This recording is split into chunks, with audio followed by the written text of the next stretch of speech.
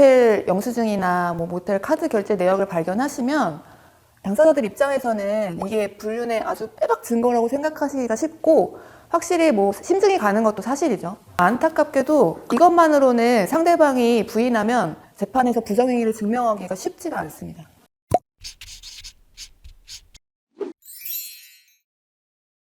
안녕하십니까. 영민한 이혼 변호사 강혜리, 변호사 박희영입니다.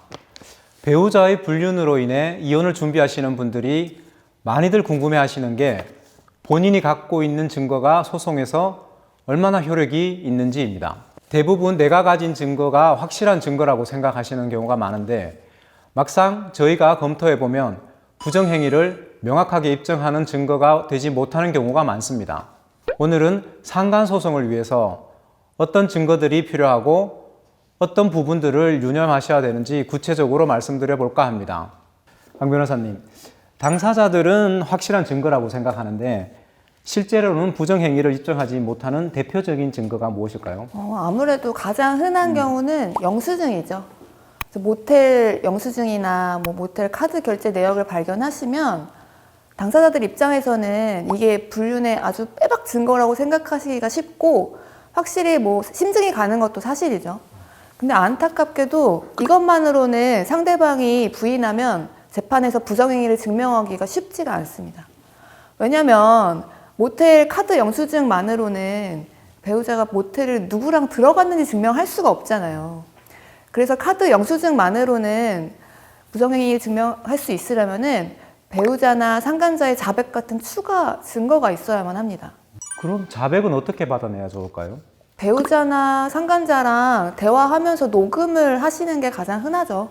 서면으로 물론 이제 사실 확인서라든지 각서 같은 걸 받으시면은 당연히 더 좋겠지만 이런 걸 작성까지 해주는 경우는 아주 드물고 보통은 이제 대화하면서 배우자나 상간자가 불륜을 인정하는 걸 그런 대화를 이제 녹음해서 증거로 제출을 하게 되죠. 몰래 녹음해도 괜찮나요? 네, 내가 이제 대화에 참여하고 있으면 대화 상대방 몰래 녹음을 해도 법에 적촉되진 않습니다. 그럼 자백이라면 배우자가 어느 정도까지 인정을 해야 자백으로 보게 될까요? 배우자가 물어보는 말에 부인하지 않는다 이런 정도로는 부족하고요. 당사자가 본인 스스로 어느 정도 구체적인 사실을 인정하고 있다고 판단이 되어야 그걸 자백이라고 볼 수 있겠죠. 보통 이제 오해를 많이 하시는 게 당신 걔랑 바람 폈잖아 그랬더니 아무 말 못 하던데요. 네 맘대로 생각해 이러고 나가버리던데요. 그러면 인정한 거 아니에요? 부정행위 증명되는 거 아니에요? 그렇게 물어보시는 분들 많거든요. 근데 그것만으로는 부정행위가 입증된다고 보기는 어렵고요. 불륜 당사자가 좀 더 이제 구체적으로 정확하게 인정하는 진술이 있어야만 합니다.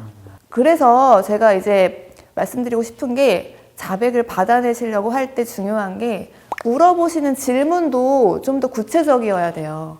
그러니까 이 부정행위가 입증된다는 거는 법적으로 위자료를 지급할 의무가 생기는 거거든요.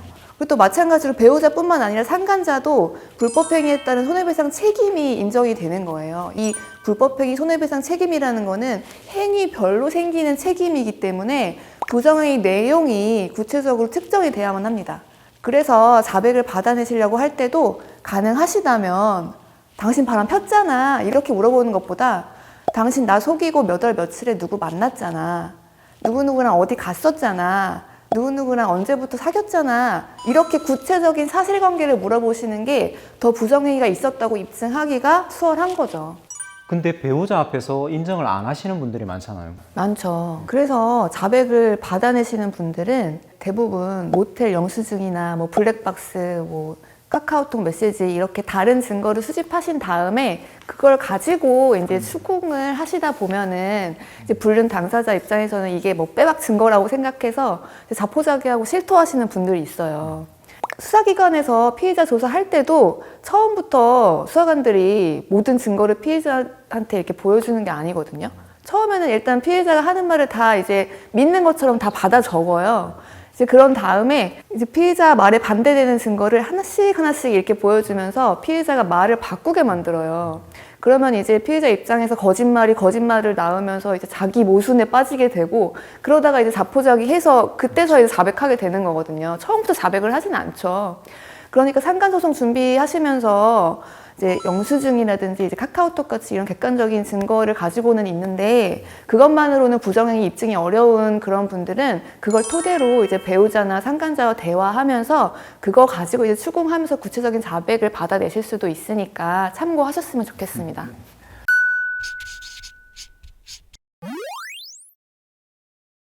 네, 상간 소송을 진행하려면 결국 구체적으로 부정행위를 입증하는 것이 핵심이라고 할 수 있는데요. 의뢰인들마다 각자가 처한 상황이 각기 다르기 때문에 수집할 수 있는 증거 종류나 방법이 다양할 것 같습니다. 배우자의 불륜으로 상간 소송을 준비하고 계신 분들은 법무법인 영민의 강혜리 변호사님과 함께 상담하시면서 전문적인 도움을 받으시면 좋을 것 같습니다. 저희 영상이 유익하셨다면 구독, 좋아요, 기분 좋은 댓글 부탁드립니다.